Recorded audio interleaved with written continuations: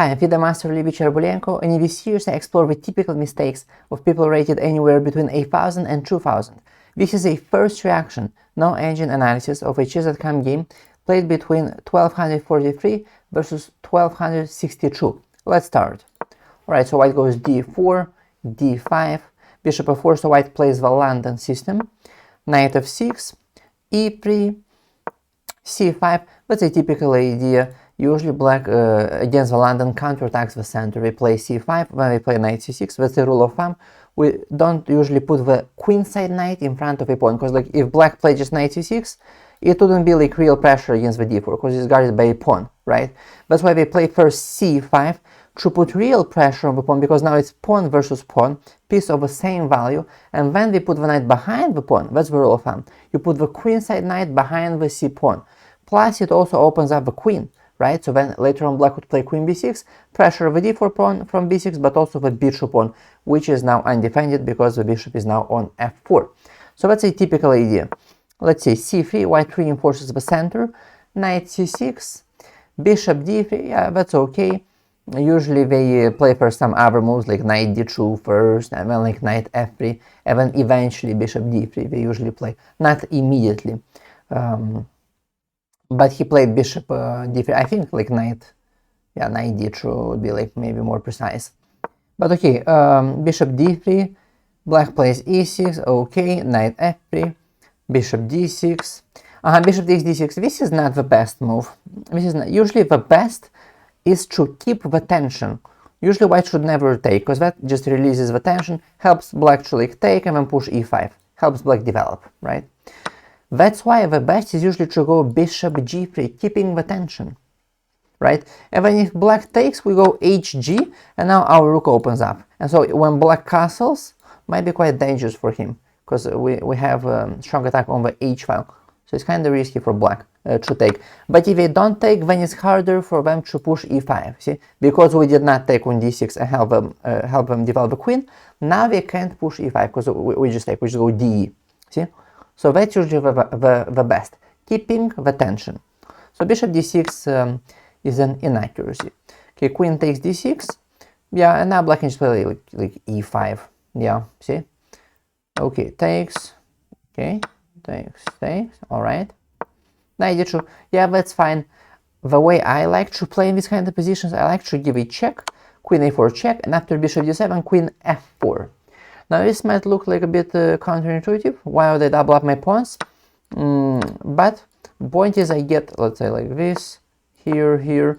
The point is I get pawn majority on the king side, and when I go like f3, maybe bring the king to f2, and then I go for the attack on the king side, with like, not with the idea of checkmating black, because we don't have queens, but with the idea of like gaining space and, not about checkmate, but simply gaining space and attacking the king side with what I have, with pawns, with minor pieces, still getting initiative, right? Initiative on the king side with my pawns and minor pieces. So I like to play like this. I think it's quite good. But white played knight d2, okay, castles, knight f3, okay, yeah, queen h5, yeah, alright.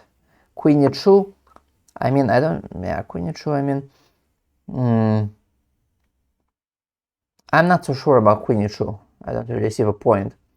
h3 might be useful, I think, you know, to prevent knight g4, to prevent bishop g4, and if black sucks, I mean, we can just take, takes, and now rook e1. So that if we go knight g4, we can just go bishop f1 and then put the bishop on g2. Remember, this is a typical idea. In these kind of positions, when your opponent sacrifices a piece on h3 and has a queen on h3, it's safest to have a bishop on g2, because it like protects your king, yeah? So this is like the best idea. So I think h3 would be pretty useful, you know?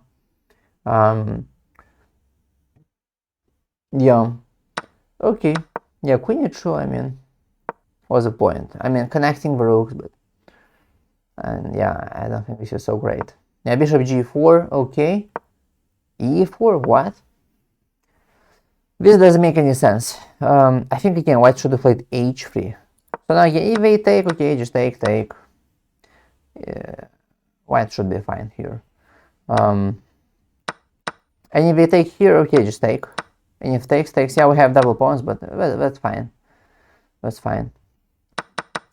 So I think h3, and if black goes back, then, I mean, if they go back, then why did they play bishop g4 in the first place, right? So h3, white would have been completely fine, but to play e4, that's so weird. I mean, black would just like take and play rook e8, or immediately rook e8. Yeah, it is just so bad. It doesn't make any sense. Okay, takes. Wait, what? Why not rook e8? Pinning the bishop. Now how does white defend the bishop? I mean, h3 takes here.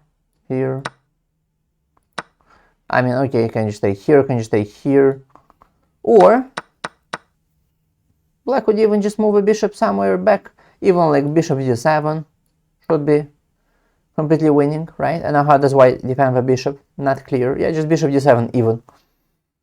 There's also like bishop f5 and all sorts of moves.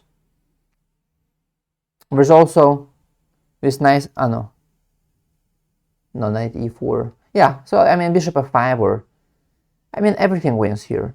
Or bishop d7, the easiest, right? There's even bishop takes h3, gh, and then we take on e4, queen moves, and then we take on h3, and then we go rook g4, checkmate. I mean, black is completely winning, so yeah.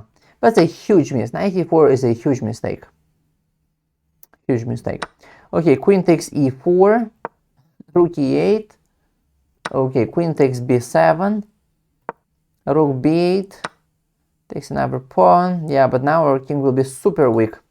Yeah, I think white should have just played like here, should have just played queen f4. Should be closer to the king to guard this knight, right?